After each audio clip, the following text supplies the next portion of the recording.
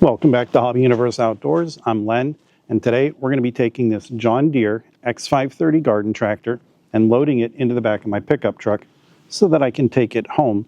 Now, I've offered to do this for a family member. I'm going to take the tractor and do all that winter maintenance, prepping it for storage, because it's going to be sitting for 5, maybe 6 months without any use. So we're going to want to get it cleaned up, get it ready for next year, and also there's a few other things that I'm going to want to do to prep it for that long-term storage. It's going to be interesting, I think, getting it in the back of my truck. I have some ATV ramps that I just picked up, and that's what I'm going to use to get the tractor into the back of the truck. Now, I will have to take the mower deck off. It's 54 inches wide, so there's no way that's going to fit between the wheel wells in that truck, but not really that big of a deal. The mower deck would have had to have come off anyway so that I could do the maintenance things that I want to do. So that's what we're going to be working on today. Let's get started.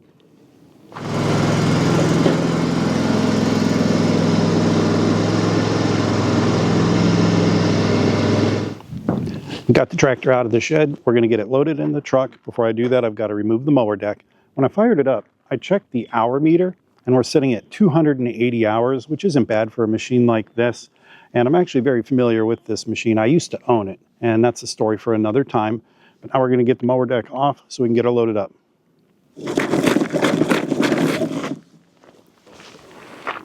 Now that we've got that deck removed, we can get the tractor loaded into the back of the truck. And you know, before I put this deck in the truck, I think I'm going to just get a lot of this loose stuff off. I'll just take it off by hand, put it in a bucket or something, and chuck it into the woods. And then we'll get this loaded as well. Almost wish I had a plastic scraper or something. Make it a lot easier. Kind of getting it with my fingers, but I feel like some of this stuff is stuck on there pretty good.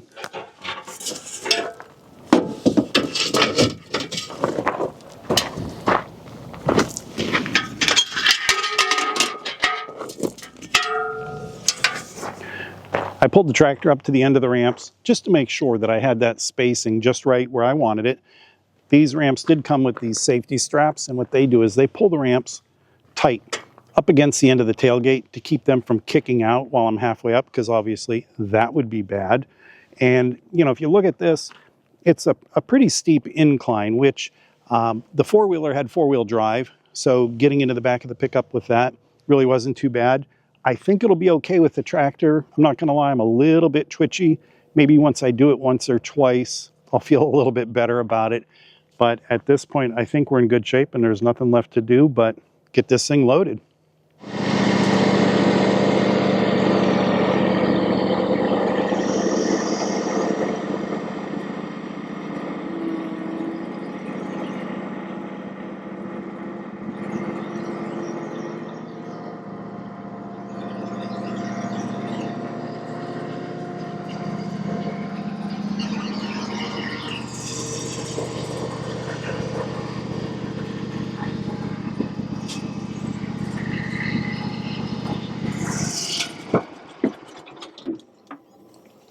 Well, that went pretty well.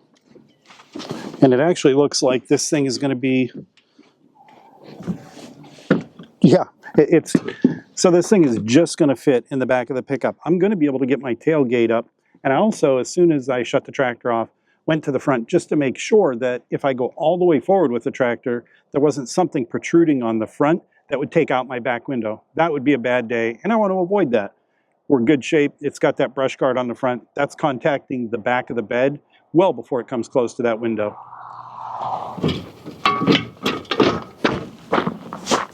One thing I didn't really think about until just now was, you know, the mower deck, that's pretty darn heavy, and it's awkward too. There's really no good way to get a hold of it, at least for one person.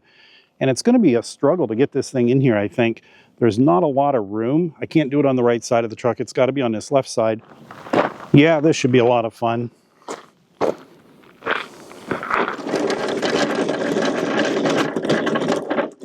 Try to figure out the best way to go about this. I did slide the rear end of the tractor over a little bit. I had some room to bring the rear end to the right. I did that to give me a little bit of extra room. So I think maybe what I'm going to do is I'm going to get one side of it up in. I'll just lift one side, set it in. Maybe I can lift up the other end and just kind of slide it. Okay, so I've been staring at this thing for the better part of 5 minutes, just trying to figure out the best possible way to do it. I don't know what that is. I guess I've just got to do it.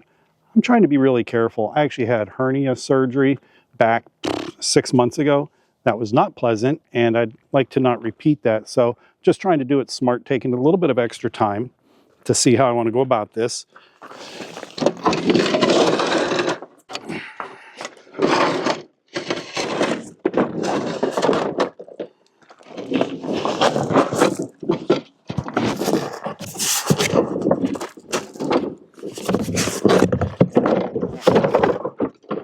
Now comes the hard part, rolling it up on its side without dropping it.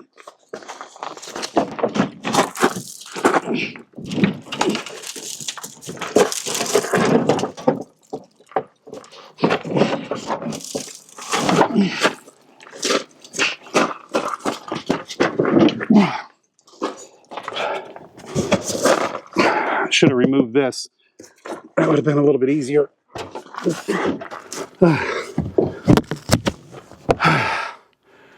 Whew, holy crap. So now that that'll stay there, man, if I could breathe, that'd be great. I'm gonna get in the pickup and see if I can pull it into the bed. The tractor I've got at home in the barn has forks on the front. Definitely gonna use that to get this deck out. That was just sketchy. I think we're good, almost. Actually, I need about another 2 inches to come in. Let's see. It's easier to pull it, that's for sure. I think that'll do it. Yep, we're good to go. Well, that was easy. That's a lie. Got it in, everything's secure, we're in good shape. This is the grass and stuff. I'm hoping a lot of this blows off on the way home. Like I said, it's about an hour on the highway, so a lot of that should blow out of there, I'm hoping. Let's get her home so we can work on it. Got the tractor out of the truck. It's in the garage. We're ready to start working on it. One thing I did that I wanted to mention was I got the tractor out of the truck, but I did leave the mower deck in the bed. I went to a local car wash, and for about $5 in quarters, I was able to hit it with soap and that high pressure wand, and it made a huge difference. I was able to get the top of the deck a lot cleaner than what it was, and I also flipped it up on its side, and I hit the underneath really good as well. Still have a little bit of scraping to do. I couldn't get it all off, but it made a huge difference. So I'm really happy I took the few minutes to do that. My garage floor is going to be happy as well. Going to keep that a little bit cleaner. First thing I'm going to want to do is flip this mower deck over, and that way we can access the underside, get at those blades. This is always tricky.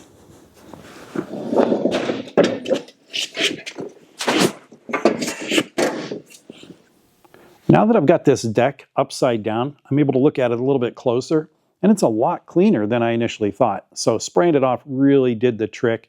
A little bit of scraping to do. That's not going to take more than just a few minutes. Also going to get the blades removed so that those can be sharpened, and we'll get those reinstalled.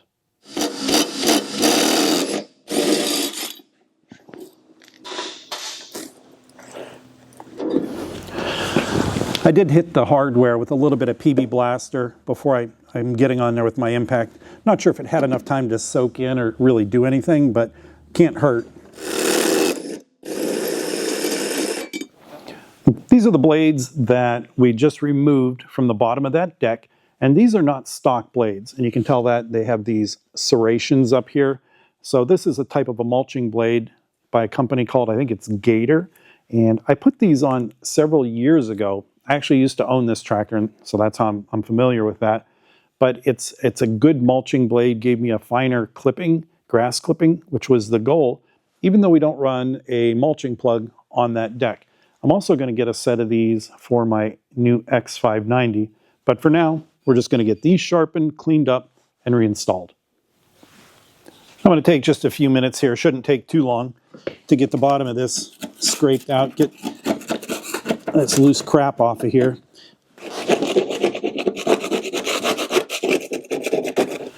Now that we got all that grass loosened up, I think the easiest way to get it out of there is, well, slide the deck away from this drain. And then once we have it away from the drain, we'll flip it up and just bang on it a few times, knock all that stuff out onto the floor, move the deck out of the way, sweep it up, and that should be good.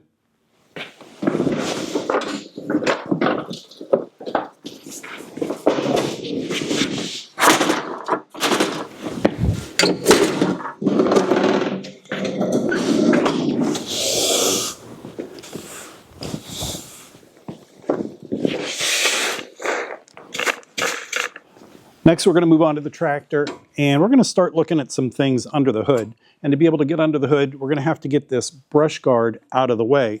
Now, I am a big fan of these brush guards. The only drawback that I see is that the hood will not open with the brush guard in place. It'll interfere, so you have to remove this rod. Once you do that, then the brush guard falls down out of the way. It sits right there. And then you can get the hood open. Now that I've got the hood open, I'm realizing that I should have left it outside long enough to hit it with the air hose, blow some of this stuff off. So I'm actually going to do that now. I just want to blow off any of the loose dust. I want to get in here, blow off the fins of the flywheel around the battery because we're going to be monkeying around over there. And even under the tractor, there's a lot of that grass clippings and stuff build up. So we're going to take it back outside, get some of that stuff cleaned up, and then we're going to come back in.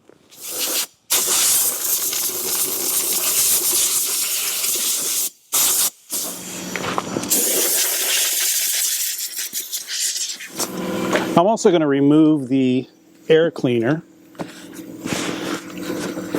as part of this.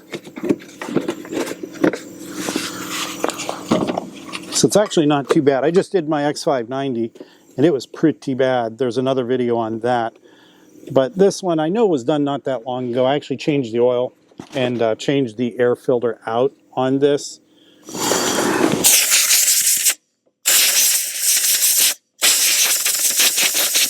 Now the air filter, I'm going to blow it out.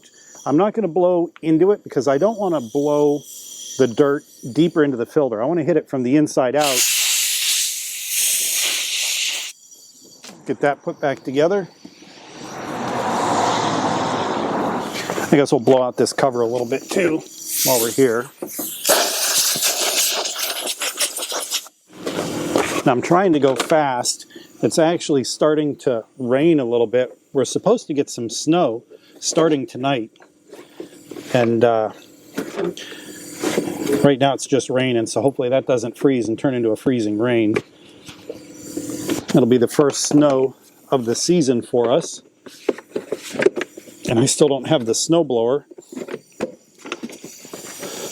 on my X590, so I got to get that taken care of this weekend as well. Well, that's going to do it. We got that thing blown off. It was a very, very quick blow off. Usually I spend a little bit more time, but just with the weather changing the way it is, I didn't want to be outside any longer than I had to be. One thing I wanted to mention was I was wearing eye protection when I blew the tractor off. And the reason that's important, in a previous video, I was not wearing eye protection when I was blowing crap off of a tractor. And one of the subscribers, John, called me out on it. Eye protection would be nice or something along those lines. So honestly, I appreciate that. And John, I hope you're watching. I was wearing it this time. The first thing I'm going to do is check out the battery. So this is a maintenance-free battery. There are no caps on top that you can pry off to add water. This is completely sealed, so there's really no maintenance that we can do to it. So I'm going to be looking at the terminals. I'm looking for any signs of corrosion or loose hardware, frayed wires, anything weird like that. This looks really good. Now I will say that since this tractor is going to be stored all winter, 5 to 6 months, again in an unheated storage shed, we're going to remove the battery and put it in the owner's basement over the winter. That'll be a little bit better for the battery. I'm not going to do that here because the tractor doesn't live here. It's about an hour away. So just wanted to give the battery a quick look. We're in good shape on that, so we're going to move on to the next item. While I'm a fan of changing the oil in the fall, and there are reasons behind that, and I'll go into that maybe in a future video, but I'm not going to have to do it on this machine because we just did that not that long ago, and there aren't that many hours on the engine since I did that oil change. I'm still going to want to check the oil level though, and to do that, there is one thing I wanted to show you, one thing I wanted to make sure that everybody understood was, exactly what you'd expect. You unscrew the dipstick, you take it out, you give it a wipe. But when you want to check the oil level now, you don't actually screw that cap back onto the dipstick tube. You just set it in place, pull it out. That's where you're going to want to check your oil level. You don't want to screw it back down. And the reason for that is that's how John Deere, or Kawasaki, I guess, designed it. And right on the dipstick, it tells you, for correct oil level, do not turn cap on threads. So just a heads up, not everybody knows that. I think it's worth mentioning. The oil level in this tractor is good, so we can move on. One other thing I'm going to look at real quick is going to be the gas filter. Now, I don't expect there to be any issues with this. When I changed that oil a little earlier this year, I also changed the fuel filter, but it only takes a second to do some of these things. So I'm going to look at the hose, the fuel line, look at the clamps, make sure they're where they're supposed to be. Fuel filter looks clean. I don't see any garbage or any dirt or anything inside of it. And it's a plastic. So this fuel filter is plastic. So I feel around it a little bit just to make sure it's not cracked. I'm not feeling any moisture. So I think we're in good shape on that. We can move on to the next item. The last thing I'm going to do before we finish up under the hood is I'm going to check the spark plugs. Now, I did just change those when I did the oil change and the fuel filter. It was that whole maintenance thing per the hours on the tractor. But I'm still going to give them a real quick look just to make sure they're in good shape, because when it's time to start mowing grass in the spring, I want to make sure this thing's ready to go. Now, you're going to hear me say this in just about every video I make when I'm talking about spark plugs, but when you're removing a spark plug boot, make sure you grab the boot itself and you're not pulling on the wire, because you can actually pull the wire out of the boot. That's a bad day. I've done it. Spark plug wasn't overly tight. Happy about that. And again, just checking these plugs, literally, it's going to take me like 2 minutes. So I almost think it's crazy not to do it. And just like I expected, this plug is basically still like brand new. It's really clean. I'm not seeing any oil or heavy residue. It's not pitted or anything like that. It's just a really good looking spark plug. So we're just going to put that right back in. And when I get to the other side, there's one other thing I'm going to show you that I'm going to do. So I'm not going to do it right now. When I return the tractor to its home, there's one other step I'm going to take. And I'm not going to do it here, though, because when you do this step, you park the tractor. It's when you're not going to run it again. So let's get to the other side, and I'll show you what I'm talking about. Get this spark plug out, take a look, and as expected, it's in really good shape. Basically, like the other side, it looks pretty much brand new. Very clean. Definitely be able to use that again. What I wanted to show you on this side is one other thing that I'm going to do to the tractor, since it's going to be sitting long term without being run, but I can't do it here. I've got to do it when it gets to the place where it's going to be stored, is I use this stable fogging oil. So what you do with this is you remove your air cleaner and that air filter, you start the engine, and then you spray this stuff into the intake so that this gets pulled into the engine. And you spray this for about 10 seconds. Then you shut the engine off. Once the engine's off, you remove the spark plugs and you give each cylinder a quick shot of this stuff. And then you just turn it over without starting it, just to kind of get this stuff moved around in the cylinder. And this will help stop any kind of corrosion or anything else that could happen inside of there. Get our plug put back in. Get the spark plug tightened up. And you definitely don't want to over tighten your spark plugs. They have a crush washer on there that's designed to form a tight seal against the head of the engine. So once you get it in there tight, give it just a little bit of a twist, and that's going to be good enough. You don't want to go crazy on it, because that'll just get frustrating when you're trying to get it off down the road, or it could potentially damage the cylinder head on your engine, and you don't want to do that. We are done under the hood, and we're ready to move on to the next item. Depending on the make and model tractor you're working on, there may be some other items you're going to want to check. So for me, on this John Deere X530, at the back of the tractor, right above the rear axle, is this hydraulic transmission fluid tank. So we're going to need to give that a quick wipe. It's fairly dirty, so I'll give that a wipe off, check the fluid level, make sure we're good. Now that fluid actually provides the power for the transmission to be able to move forward and back, and also to raise and lower any implements. So the mower deck, that's what controls that, or a snow blade or a snow blower, if you had that on the front of the tractor, again, that fluid level, that's where that's going to come into play. I will be changing the hydraulic fluid and the filter on this tank in the near future. So if you're interested in seeing what that looks like, keep an eye on my video list. Got the tank cleaned off. I can see through it now. And looking at it, the hydraulic fluid is actually a little bit low. So if I wasn't getting ready to change the filter and drain out that hydraulic fluid and replace it with new, I would definitely top that off. But since we're going to be replacing all that anyway, I'm not going to bother. But I'm glad I noticed that. That's something I'm going to want to keep an eye on, because normally, at least my experience has been that these things don't really lose any fluid. So just something to keep in mind as I do maintenance down the road. Next thing we're going to do is we're going to get some grease into the Zerk fittings. And there's going to be 3 places on the tractor, and they're all at the front. So you've got one on each of the steering spindles, one here, one on the other side. And then you have one in the center, where the center or the front axle pivots. There's a Zerk fitting up under, and I'm not going to be able to show you that. It's in there pretty good. But we're going to get some grease into these. And before I do that, I want to make sure I get these Zerk fittings cleaned off really well. A couple of reasons for that.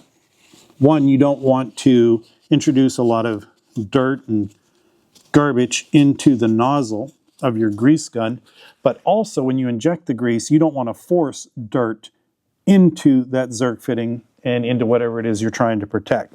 And there's a couple of reasons that it's important to grease your equipment, and the obvious one is that you want to provide that lubrication to keep those pieces that are rubbing together from wearing prematurely. Give this about 3 pumps. That should be plenty. Give it another quick wipe.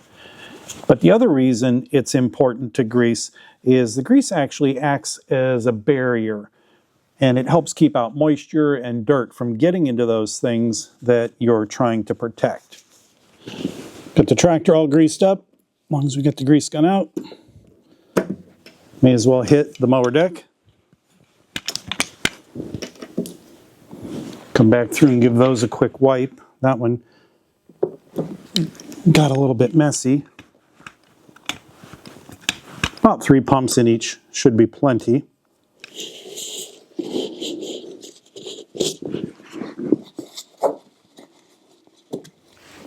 Another item I want to address before the tractor goes into long-term storage is going to be the fuel left over in the gas tank. Now, one option you have would be to drain that old fuel out of there. I've done that before. I would rather not monkey around. It can get messy. I'm just not going to do it. For me, this fuel preserver or stabilizer, I guess, is the way to go. 1 ounce of this will treat 2.5 gallons of gas, which is about what I have in the tank, and that'll keep that gas from going stale while this thing sits over the next several months. So that's what we're going to do. One other thing I wanted to mention real quick is that, I'm not affiliated with this Stabil brand at all. I've talked about their gas preservative in this video. I've done it in a previous video, their fogger spray a little bit earlier in this video. Again, not affiliated. I don't get a kickback or anything like that. It's just a product that I've used and I like it. Okay, we're getting down to it. We're almost complete. One of the last things I'm going to look at is actually going to be the tire pressure in all 4 tires. I've talked about it in other videos. The tire pressure is very important, especially side to side, because if the tire pressure is low on the right side of the tractor, even just one of those right side tires, well, now the right side of the tractor is going to sit a little bit lower. So if you're mowing, your mow will be a little bit uneven, or if you've got a snow blower or a snow blade on the front, again, the corner of that implement on the front of the tractor, one side's going to hit before the other. And it doesn't take a lot of variation in tire pressure to make that happen. It's always a good idea to keep an eye on that. And that's what we're going to do right now. I'm looking for 10 pounds or 10 PSI in the rear and 14 in the fronts. And I already know for sure that these fronts are low on air. I can push on them and they're real mushy. The rears feel okay. The fronts definitely do not. Let's see what the tire pressures actually are. I'm going to start in the rear. Again, we're looking for 10 PSI in the rear, and I'm actually pretty low. I'm sitting right around 6 psi, at least on this side. Okay, we're at 10 psi. That's perfect. That's where we want to be. I don't know if you can hear it. My air hose, it's actually these couplings. I hate that. These were cheap. It was Harbor Freight crap that I bought. And some of the stuff you get at Harbor Freight can be okay, but some not so much. But man, it's always leaking and it drives me crazy. Now we're going to go to the front. This one's actually missing the valve stem cap. I have some extras over there. I'll have to put one on. Yeah, definitely low. Okay, so we're at 14 in the front. That's where we want to be. Got a cap out of my stash. Get one of those on there. The tire on this side, this is the one I noticed was really low. I mean, it's really low.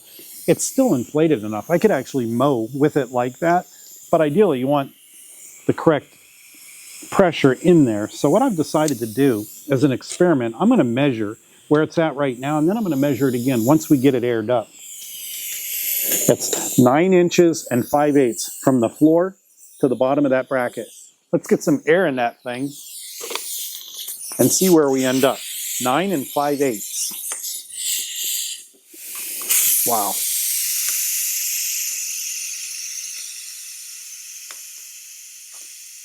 Okay, it's 14 psi, which is where it's supposed to be. We're at 9 and 5/8. So we're at 10 and 1/8. We gained a ½ inch, which a ½ inch doesn't sound like a lot, but if I've got the snowblower on the front of my tractor, you know, that means the left side of the tractor, the snowblower would be a ½ inch off the ground, while the right side was actually on the ground, scraping on the concrete. So again, it doesn't take long to do. Easy bit of maintenance. Tire pressure, should definitely do it. One other thing I noticed while I was operating the tractor has to do with reverse. Whenever I was hitting that reverse pedal, it was just really, really slow.